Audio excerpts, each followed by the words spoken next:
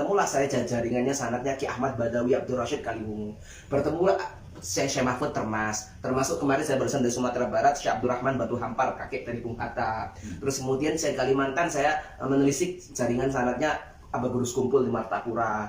Terus kemudian ada lagi Guru Asadi Sengkang Waju, Syekh Zainuddin Abdul Majid Sanadi. Saya lihat tuh kemudian akhirnya dari sanad-sanad itu, maktutat yang ada itu, kemudian saya teliti, kita tahqiq dengan beberapa kitab tarajim dan beberapa kodok Qur'an, karena pasti nama-nama yang ada itu insya Allah ada sepadanannya dengan sanad Al-Quran yang ada di Jazirah Arab. Ya, tahan dulu Dos. Ini satu pembahasan yang menarik ya, karena bicara menekuni ilmu riwayah ini tidak sembarang orang, sahabat Quran. Kenapa? Karena dibutuhkan ingatan yang kuat untuk menghafal nama-nama dan juga dari sisi tahun hidupnya ya, itu waduh nggak bisa terpisahkan ya untuk bisa menekuni ilmu riwayah. Untuk itu merupakan sebuah kehormatan luar biasa nih Gus Abid ini menekuni ilmu riwayah ini. Assalamualaikum warahmatullahi wabarakatuh.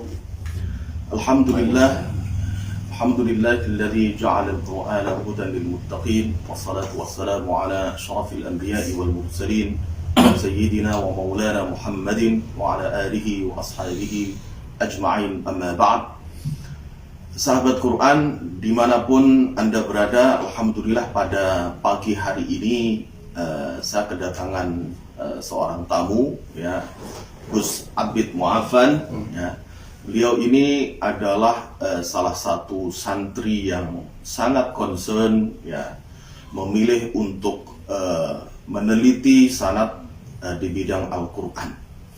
Nah, oleh karena itu, mumpung beliau ada di sini, kita akan mencoba menggali informasi bagaimana gambaran jejaring sanad Al-Quran Nusantara sejak zaman Rasulullah Sallallahu Alaihi Wasallam sampai kepada generasi kita sekarang. Namun sebelum itu, sahabat Quran, sama-sama kita ketahui bahwa transmisi keilmuan itu mengenal dua teknis ya, yang tidak terpisahkan, sebagaimana hadis juga demikian dalam fan ilmu hadis ya, di mana kita mengenal ada riwayah dan dirayah.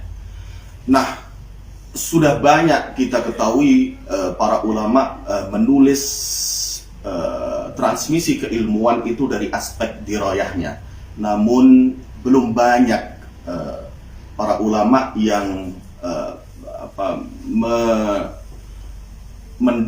mendedikasikan diri untuk menulis di bidang riwayah. Terlebih riwayah di bidang Al-Quranul Karim. Tentu ini menjadi menarik di tengah kita menghadapi era disrupsi informasi yang sedemikian rupa, sehingga sangat penting, sangat urgent untuk kembali menghidupkan ghirah kajian di bidang riwayah, terutama di bidang Al-Quranul Karim. Untuk itu, mari kita mulai diskusi kita pada pagi hari ini. Nah, Assalamualaikum Gus. Waalaikumsalam. Alhamdulillah, terima kasih sudah bertandang ke kediaman saya yang insya mudah-mudahan berkah ini. Amin, dengan kedatangan Gus, karena beliau juga seorang hafidh ya, penghafal Al-Quran, di mana ayat Al-Quranul Karim Allah Azza wa Jalla berfirman, A'udzubillahi minasyaitonir rajim, wa ja'alani mubarakan aynama kuntu wa awsani bis salati waz zakati ma dumtu hayy. Al-ayah. Jadi dimanapun Al-Quran itu diletakkan, kemudian juga termasuk orang-orang yang sangat berinteraksi dengan Al-Quran itu membawa keberkahan insyaallah. Nah, baik, jadi sudah sampai sejauh mana Gus? Ini pertanyaan yang pertama, kajian antum tentang sanad Al-Quran ini ya. Tempat-tempat mana yang menjadi sentra-sentra pendidikan Al-Quran, terutama di bidang hafalan Al-Quran di wilayah Nusantara ini. Ya. Assalamualaikum warahmatullahi wabarakatuh. Sebelumnya terima kasih atas atensinya yang luar biasa dari guru kita semua, Kiai Haji Zaidul Haq, ya, PhD, yang subhanallah kalau beliau luar biasa, saya hanya biasa di luar. Dan ternyata kalau ditilik dari sejarahnya, kita masih boleh dikata pernah satu alma mater, meskipun tidak pernah bertemu langsung ya. Alhamdulillah. Karena kita pernah belajar bersama guru yang sama, yakni Al-Mukarram Al-Maufurlah Kiai Haji Muhammad Basri Ali Murtadha. Cuma beliau santri dakhili, saya santri khariji saja. Dan kemudian juga saya lihat track record beliau juga luar biasa. Setelah kemudian belajar TPIQ, beliau menunjukkan ke Madrasah Al-Quran ya, Tepu Ireng, Jombang. Saat itu masih ada Kiai Yusuf. Sudah wafat. Sudah wafat. Sudah wafat. 4 bulan sebelum ya. saya masuk. Dan kemudian akhirnya bisa sampai ke Mesir juga. Ya, alhamdulillah. Nah, kenapa kok saya sebutkan beberapa guru-guru beliau? Karena dari sekian guru beliau, memang beliau tak kasusnya di Al-Quran. Makanya sekarang mendapat kehormatan menjadi dosen pasca sarjana ya di Institut Ilmu Al-Quran di Jakarta. Sejauh ini memang kita alhamdulillah sudah, kalau keliling mungkin sudah 5 tahun. Tapi untuk konsen di bidang Al-Quran ini sudah tahun yang ketiga ini kita meneliti sanad-sanad Al-Qurannya di Indonesia. Pancingannya sebenarnya dari ketika kami belajar di Pondok Pesantren Al-Munawwariyah di Morong Bulu Lawang. Saat itu guru saya Kiai Haji Agus Fahim Maftuh, putra dari Kiai Maftuh Said, di mana beliau berdua adalah tempat saya dulu menghafal Quran kepada beliau berdua. Di situ ketika proses wisuda itu pasti ada pembagian sanad Al-Quran. Lah, saya kemudian diminta untuk menelisik. Jadi, misalkan Kiai saya Kiai Maftuh Said itu belajar kepada Kiai Said Mu'in, abahnya di Sidayung Gresik. Kiai Said Mu'in belajar kepada Kiai Haji Munawar bin Nur Sidayung Gresik. Yang ternyata Kiai Munawar itu juga punya murid Kiai Husain Jenu. Kiai Husain Jenu itu murid dari Kiai guru dari Yusuf Masyar sebelum akhirnya beliau hijrah ke Tepu Ireng. Betul. Kemudian juga ternyata beliau juga punya murid sekaligus cucu keponakan, yakni Kiai Adlan Ali.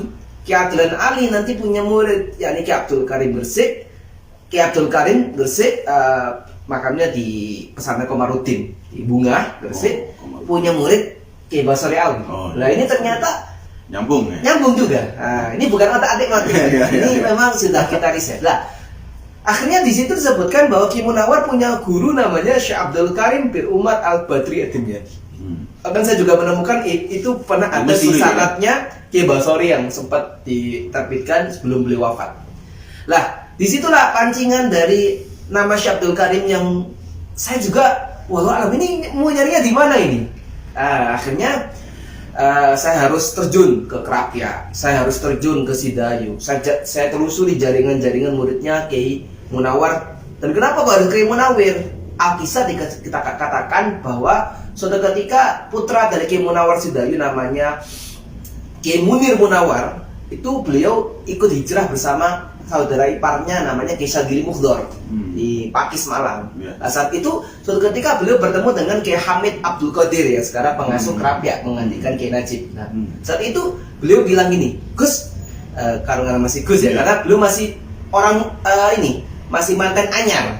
Mantan anyar karena beliau menikah dengan anak dari Kiai Abdullah Faqih Malang.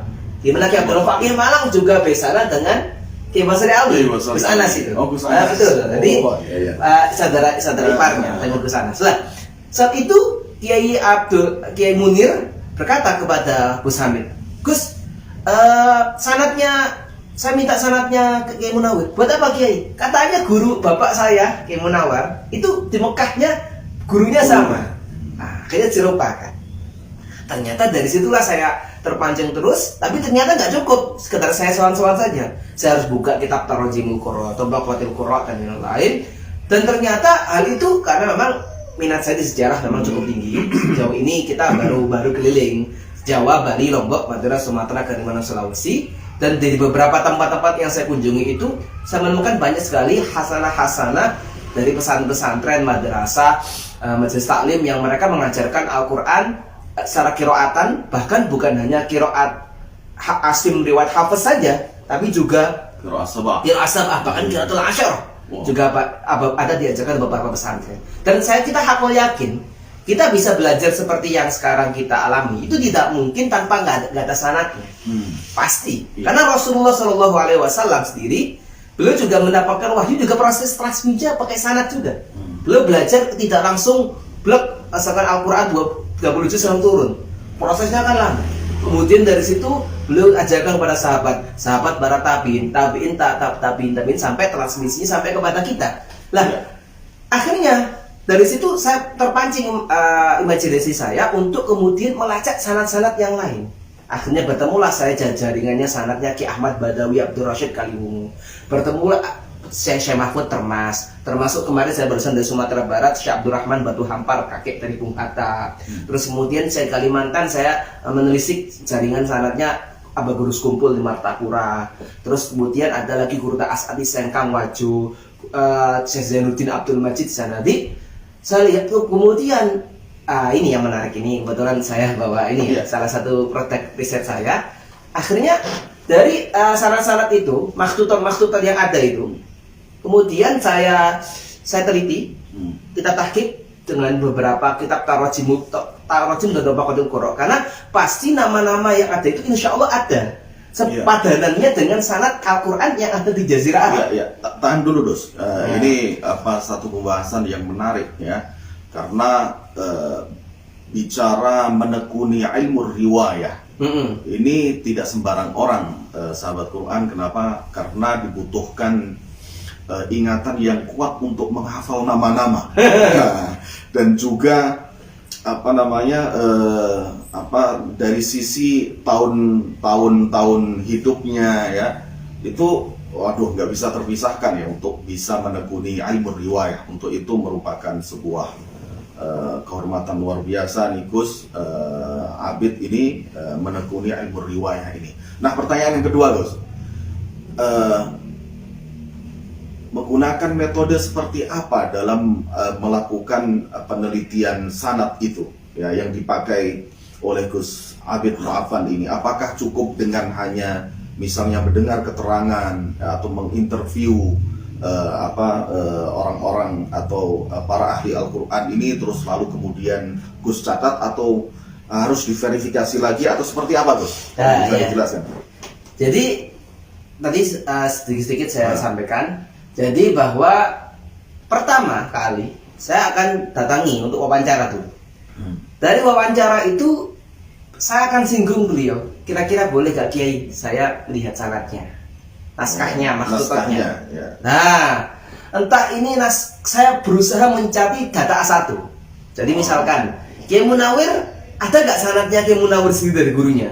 Oh, gak ada, misalkan saya cari. Pasti beliau pernah ngasih ke muridnya. Siapa? Kiai Arwani. Buktinya apa? Oh, ternyata ada stempel. Stempelnya Kiai Munawir, dan itu tertanda. Itu stempel cap-capan yang pakai tinta itu tertulis nama beliau atau tanda tangan? Tanda tangan. Oh, tanda tangan. Ya, di situ tertulis beliau Kiai Arwani Hatam 7 Jumadil Ula 1355 Hijriah. Kemudian kita kembalikan dengan sejarahnya. Oh, ternyata Kiai Arwani saat itu memang belajar di sana. Dan saat itu Kiai Munawir masih hidup. Jadi kita lihat dulu masanya. Oke. Setelah kemudian naskah itu kita dapatkan, nggak cukup di situ, nggak kemudian serta-merta langsung saya masukkan dalam bagian ini yang setelah ini kita buka. Terus kita harus tahqiq dulu. Tidak harus tahqiq, karena nanti kaitannya dengan pertemuan tahun. Jangan sampai ada klaim misalkan, saya yang lahir 93, beliau sudah 93 sudah di PIG. Saya nggak mungkin lah, misalkan mengatakan, ketemu gitu. Saya misalkan muridnya kayak SM Asari. Iya, nggak lucu. Nggak lucu. Nah, ataupun beliau wafat 47, saya lahir 93. Lah, karena mohon maaf, kasus ini juga saya dapati ketika saya menelaah itu, banyak kasus-kasus sanad-sanad itu langsung loncat. Misalkan ya, ini termasuk barokah sanad ini, saya juga akhirnya dapat dari sanad Quran salah cinta ini. Cerita tuh. Jadi ketika saya mencoba menelaah sanadnya Ki Ahmad Badawi Abdul Rashid ya, Kaliwungu. Saya dari ke Kaliwungu nggak dapat naskahnya. Saya dari ke jaringan-jaringan sampai Cirebon, sampai ke Serang. Ketemunya di mana? Di Bogor. Jadi beliau pernah memberikan sanad kepada salah satu muridnya namanya Kiai Haji Yusuf Junaidi. Nah saat itu Kiai Yusuf Junaidi sudah mulai mukim di Bogor terima 1, 63 bikin pesantren. Tahun 70 beliau kemudian punya santri yang khatam, datang ke Kiai Badawi, gurunya di Kaliwungu. Nah, akhirnya Kiai Badawi membacakan sanadnya, cuma sanad biriwayatil ikhtisar. Lah, di situ tertulis bahwa Sanad ikhtisar. Iya. Artinya ada banyak Bitorik nama. ikhtisar. Jadi disingkat. Misalkan disingkat gini. Beliau dari Kiai Badawi. Kiai Badawi dari namanya gurunya Syekh Abdullah Ibrahim Hamdu As-Sinari. Saya baca di tarjamah itu, misalkan di Imta' Fudhala bi Tarjamah Qurra, itu tertulis bahwa beliau berasal dari Sinari, Sudan. Tapi beliau ngajar di Makkah. Ya. Nah, kemudian di situ tertulis langsung ila Syekhul Islam Zakaria Ansori.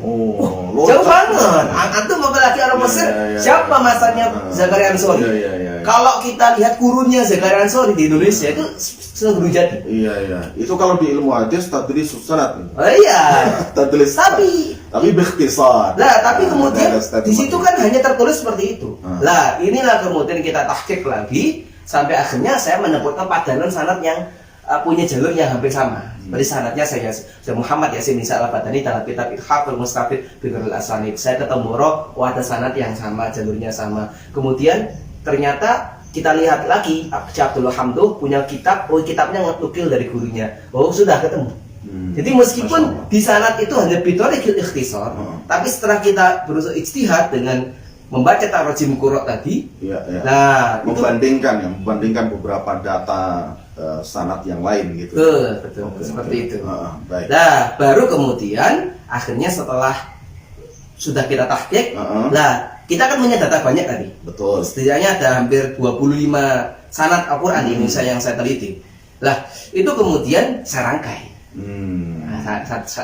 Saya rangkai. Lah rangkainya ini boleh buka sekarang. Lah.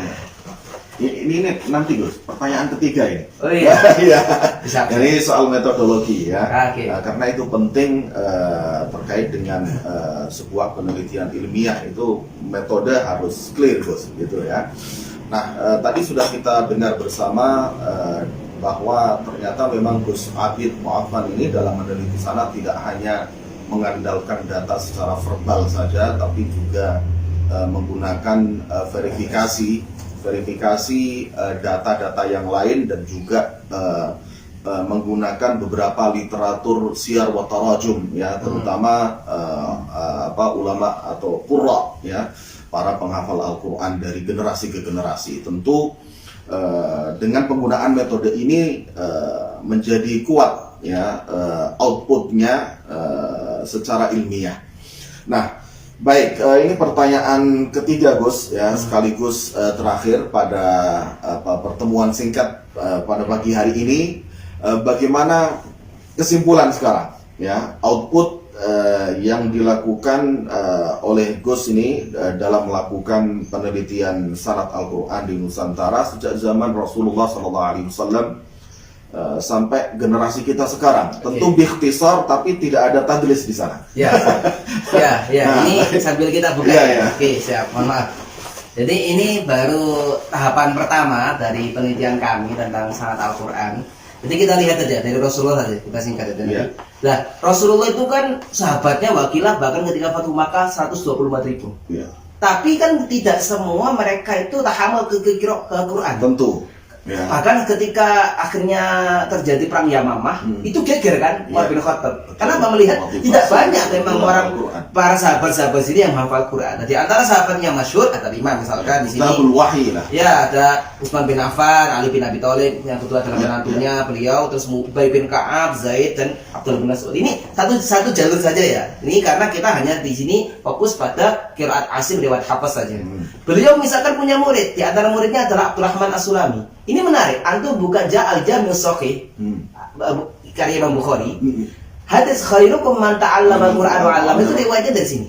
Akhirnya mendalami apa yang hadis yang beliau riwayatkan, ketika diutus oleh Utsman bin Affan ketika tadwinul mushaf ke Kufah, beliau Abdurrahman As-Sulami itu rela mengajar di sana sampai 40 tahun. 40 tahun ngajar di sana, punya murid yang luar biasa. Di antara muridnya dari Imam Asim. Imam Asim kemudian juga punya murid Abu Bakar bin Ayyash dan Abu Umar Hafiz bin Sulaiman. Cuma yang masyhur hanya Imam Hafiz. Imam Syu'bah ada tapi nggak banyak dibaca. Dari Imam Hafiz kemudian transmisi turun ke Ubaid bin Sobah. Ini masih jadi ini dari periode Medina, Makkah Medina. Kemudian ini ke Warna Kufah. hijau ini Gus ya. Kufah ya, Kufah. Ini tobakoh sahabat ya. Ini tobakoh sahabat nih. Sahabat ini tabiin. Sahabat tabiin. Ya. Nah, kemudian dari sini ini sudah mulai Abu Amr Ad-Dani, bangun kitabnya beliau At-Taisir Bersabi, itu sudah mulai periode Andalus. Oh, oke. Ya, bahkan sebelum itu ini sudah ada itu Spanyol itu. Ini Halabi, Abu Hasan Tauhid bin Walbun Al-Halabi. Al-Halabi itu Aleppo. Oh, Aleppo. Aleppo dari iya. dari apa Syria. namanya? Dari Kufah, Irak sekarang, pindah ke Syam. Syria, kemudian pindah lagi geser ke ini. Ketika Daulah Umayyah mendirikan dinasti di Spanyol di Andalusia, maka akhirnya oleh periode Abu Amr Ad-Dani ini pindah ke Spanyol. Dari Spanyol kemudian ke sini, saya coba loncat langsung ke misalkan yang masyhur ya. Wah, ini alangkah bagusnya kalau warna itu. Nah, ini nanti akan kita kejar penelitian ini sampai ke Mesir. Menunjukkan periode, Gus. Ya, ini warnanya masih sementara. Ya, masih ini riset ini masih belum, ini produk ini baru jalan beberapa bulan. Ya. Ini saya makanya mohon doanya teman-teman. Ya. Saya mau terjun ke Mesir, saya akan pelajari tarojimnya karena inspirasi kemudian saya bikin seperti ini karena ada Dr. Yasir Ibrahim Al-Mazrui. Beliau itu dalam disertasinya namanya Al-Dokhod dalam Biasadil Qiraat, kemudian oleh Kuwait Wazirul Awqaf Basyuruddin Kuwait dipetakan seperti ini. Iya. Nah, saya tersinggung di situ apa? Nggak ada sekalipun ulama Indonesia di sini. Ulama Indonesia. Nah, oke, kita lanjut sedikit. Lanjut. Dari sini kemudian masuk periode Andalus. Nah, ini yang masyhur ini. Kalau yang pengkaji ilmu qiraat pasti nggak asing dengan nama beliau Abu Muhammad Al-Qasim bin Firruh Al-Ruwaini Asy-Syadibi Al-Andalus. Imam Syadibi. Imam Syadibi itu dari Jadifah Cordova. Spanyol. Lah, tapi Imam Syadibi itu kemudian beliau hijrah ke Mesir sampai wafat di sana. Murid-muridnya banyak tersebar di sana. Nah, masuk di sini sampai nanti. Sudah pernah ziarah tuh, Gus? Imam Syadibi ya. Ya pastinya orang Azhar pasti tak mungkin lah. Nah, dari Imam Syadibi nanti transmisinya akan kumpul dari satu kepada Khatimul Muhaqqiqin Ibnu Jazari. Oke, Ibnu Jazari itu Ad-Dimashqi dari Damaskus. Tapi beliau lama mukim di Mesir, beliau banyak murid di Mesir, meskipun akhirnya beliau wafat di Siros, Iran. Lah, itu Ibnu Jazari ini kemudian tersebar sanad ini ke murid-muridnya, dan yang menarik nanti berkumpul pada satu titik lagi. Siapa? Syekhul Islam Zakaria Al-Ansari. Tadi yang saya sebut. Lah, dari Zakaria Al-Ansari ini barulah kemudian tersebar sampai beberapa jalur seperti ini. Nah, sebab di sini misalkan. Nah, kalau ini yang bawah-bawah itu baru Indonesia. Ijo-ijo ini menurut beliau dari Indonesia. Misalkan ini kayak Muhammad Said Sampang punya murid kayak Abdullah Salam. Abdullah Salam punya murid kayak Nur Salim, namanya Busra. Salam Kacen. Betul. Terus ini ada jalur ke Kiai Munawir Kerapia. Kiai Munawir termasuk ke Kiai Arwani. Kemudian juga ke beliau juga menurunkan Kiai Abdul Qadir ya. Abdul Qadir ke Kiai Ahmad Munawir ke yang mana keduanya nanti ketemu di Kiai Asin. Nah, ini guru beliau ini gila. Kemudian di pojok itu ada siapa itu? Ini guru Zainuddin. Muhammad Zaini Abdul Ghani Martapura Al-Banjari. Nah, sampingnya beliau Abdul Rasid Siddiq Al-Bani. Nah, ini guru dari Prof. Agil Munawar. Nah, terus sampingnya lagi ini Sesirat Garut. Beliau keturunan Garut tapi mungkin di Mekah.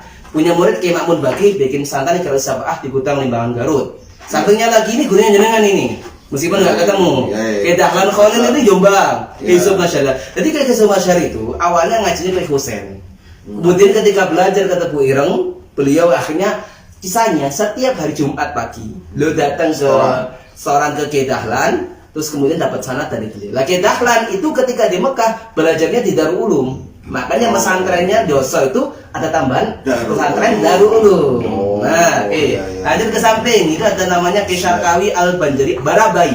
Barabai itu hulu sungai tengah Kalimantan Selatan. Betul. Terus ini sana-sana Kori-Kori Banten. Muammar bisa dari sini. Misalkan Saleh Mamun punya murid namanya Kiai Abdul Hanat Abdul Said, Kiai Abdul Latif, gurunya Muammar Zainul Asyikin. Nah, terus ini jalurnya ke Syekh Mahfud. Syekh Mahfud menurunkan ke Kiai Dahar Magelang, menurunkan ke Kiai Tendiati Abuya Cidahu. Terus kemudian beliau juga menurunkan ke adiknya nanti jatuhnya ke Demak, pesantren Bustanul Syakil Quran di UGI di Tengan, putranya. Terus kemudian ini ke jalur ke Berabu. Terus ini lagi ada jalur lagi nanti ke Syekh Zainuddin Abdul Majid Lombok. Kemudian ini turun lagi, naik lagi ke sini. Nah ini yang saya sebutkan tadi. Kiai Badawi ke Kiai Yusuf Junaidi. Kiai Yusuf Junaidi punya murid Haja Isti'anah, ini menjadi gurunya istrinya beliau, ini luar biasa. Lah, kemudian di sini juga ada jalur sanad Syekh Yasin. Nah, tadi misalkan saya katakan, kalau misalkan ini tidak ditahqiq, Syabdul Hamduh langsung Zakaria Ansori. Ini kalau dihitung, dari lahirnya beliau dan wafatnya ini terpautnya 354 tahun. Maka Indonesia dijajah lah, 3,5 abad. Nggak mungkin ketemu. 12 orang minimal terlewati. Nah, terus ini Mandili ini beliau dari Padang Situbuan, sukunya Mandiling. Tapi beliau di Mekah. Punya murid di Bogor namanya saya Mandiling Natal itu. Mabu. Nah, ini Kiai Dzul Hilmi Surabaya.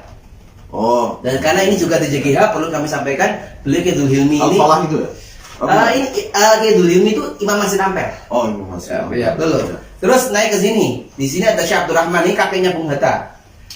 Ini menariknya beliau murid langsung Syed Ahmad Ramadan Al-Marzuki. Mu'alifnya Aqidatul Awam. Iya. Nah, punya murid ini. Nanti Ali itu, Guys. Ali sanad Ali. Terus kemudian ini juga ada Min Ahli Qurra juga ya? Iya, Qurra. Oh iya. Kakeknya Bung Hatta. proklamator. Oh iya. Masya Allah. Loh, yang menarik, saya lihat perjuangan hidup beliau itu memang usianya panjang. Muammar ya. Muammar itu usia panjang kalau di dunia sanad. Nah, beliau itu baru pulang belajar itu di usia 63 tahun. 48 tahun beliau mengabdikan diri untuk ilmu, baru pulang ngajar. Padahal 63 itu baru beliau lahir. Rasulullah wafat. Tapi 63 itu beliau baru pulang dari belajar. Iya. Luar biasa. Di sini ada Aceh, Senat Aceh, Asad Bilal Asyi, Batubara, dan ini Gustoni, Mojokerto. Mojokerto. Nah, ini Samudawi. Lah, saya kira dari sanad-sanad ini masih banyak yang ini sudah ada revisi selanjutnya, Ustaz. Saya kira masih banyak yang belum tercantum di sini. Tapi memang kita, mohon maaf, verifikasi kita ketat. Kita yang pertama tadi harus ada makhtutah. Harus ada makhtutah. Ada bukti tertulis. Makanya, mohon maaf, manuskrip. ternyata kembali dengan apa yang perintah guru saya tadi. Ternyata apa? Harus kami sampaikan meskipun ini pahit. Kiai Munawar sampai wafatnya tidak pernah memberikan sanad. Sampai akhirnya putranya minta sanad. Tapi ternyata tidak bisa kemudian dikatakan bahwa Kiai Munawar gurunya sama. Siapa dulu? Karena gini, Kiai Munawar itu lahir Kiai Munawar ada katakan 875. Beliau ke Mekah itu tahun 888. Kiai Munawar baru 4 tahun. Apalagi ada Mas Awan misalkan Wan Junaidi mengatakan bahwa ada 3, ada Kiai Munawar, Kiai Badawi sama Kiai Munawir itu satu guru. Gak bisa juga. Kenapa? Kiai Munawir di Mekah belum baru setahun. Kiai Badawi. Ya nggak mungkin. Lah, ini kan akhirnya saya berusaha meminimalisir sumber lisan. Jadi kenapa? Ini pertanggungjawabannya dunia akhirat. Karena kita nggak boleh menisbatkan seseorang yang orang itu tidak berguru pada orang tersebut.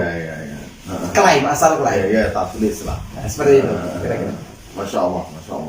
Ya Gus, kira-kira ketika interview itu didapatkan nggak? Kenapa misalnya nih salah seorang guru Al-Quran tidak mau memberikan saran? Iya. Jadi memang saya mendapati banyak kiai-kiai kita itu humul.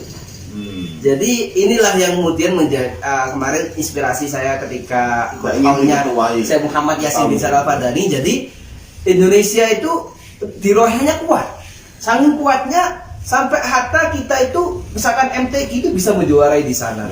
Kitab-kitab kita banyak dikaji di Timur Tengah. Tapi masalah ilmu riwayat itu mohon maaf di Indonesia ini saya Yasin sendiri lewat tuntunan murid beliau Kiai Marwazi itu mengatakan bahwa beliau perhatian dengan Indonesia itu ilmu riwayat ini yang kurang diperhatikan. Sampai Hatta kiai-kiai kita itu saking humulnya ke nasab, akhirnya imbasnya ke sana. Sampai kemarin misalkan ada Ustaz Wafa di PSG. Itu ketika bertemu gurunya, Karena ada mungkin yang mau menyanyikan sanad ke Iya. Khobir di Tulungagung. Tadi itu, sampai nggak percaya lah kalau sanadnya nggak Nabi. Loh gitu. Iya. Ada muridnya Padahal kayak itu Badawi, penting ya, Mas, ya. kayak Budawi juga gitu. Ada yang minta sanad, namanya muridnya beliau di Cirebon, kayak Abu Bakar. Saat itu mau menanyakan sanad nih.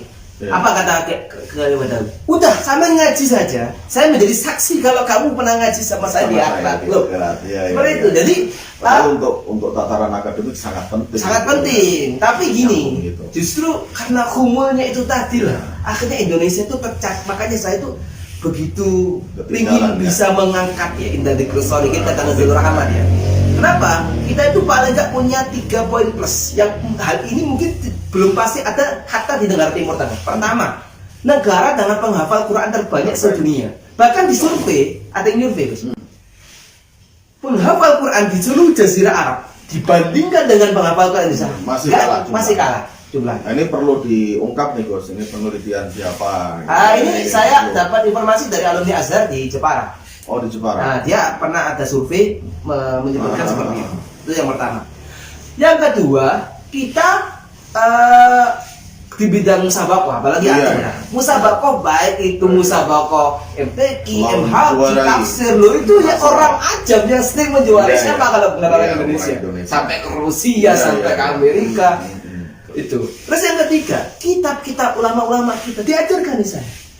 Ini yang belum banyak terungkap. Syekh Mahfud Termas, guru dari Bahasa Masyarakat juga. Itu ternyata juga mengarah kitab masalah ilmu qiraat. Ya. Burniyatut Thalabah Syarah Thayyibatul Nasyid fi Qira'atul Kubra. Saya ketika ketemu Ustaz Abu Salim, beliau belum lama doktor di Azhar. Saya kaget. Jadi muqarrar di Azhar. Di Indonesia. Iya. Wah, nggak salah. Iya. Kata Ki Arwani.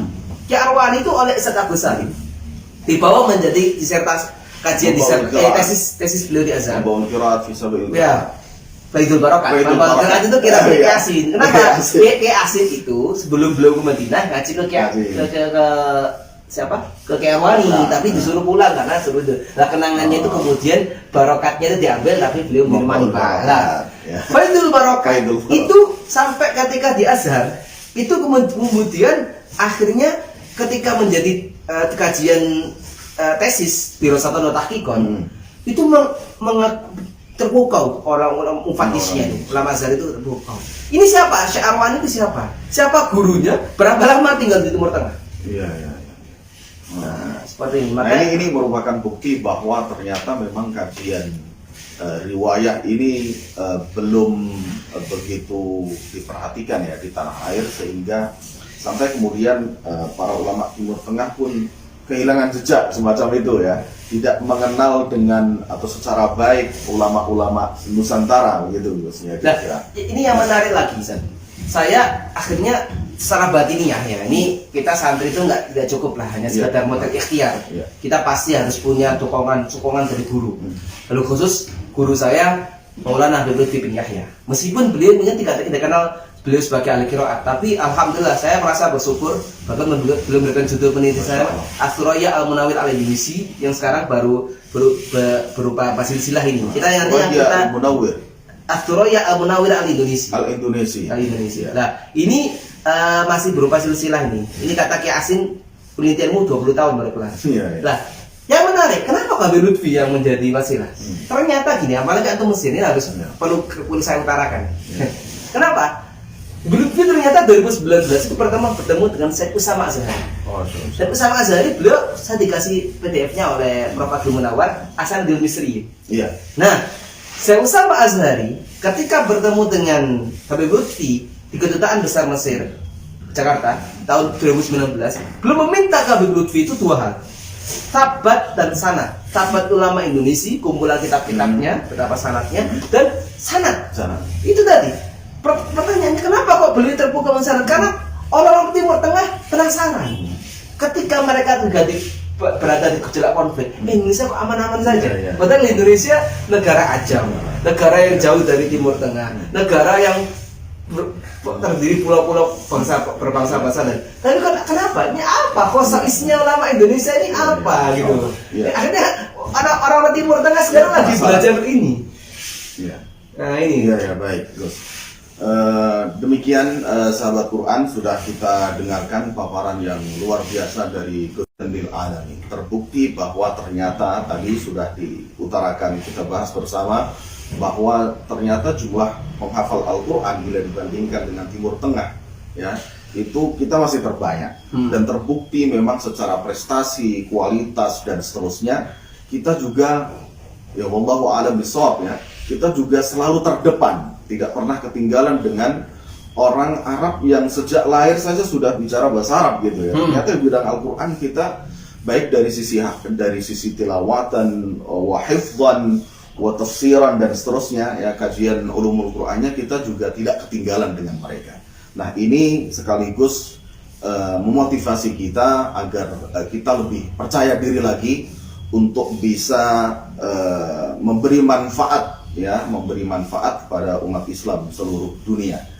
Demikian pertemuan singkat, ya, podcast, ya, pada pagi hari ini sambil sarapan pisang goreng gitu. Mudah-mudahan bermanfaat untuk sahabat Al-Quran semua, dan jazakumullah Gus Abid Mu'afan atas paparannya yang luar biasa, bermanfaat insyaallah pada pagi hari ini.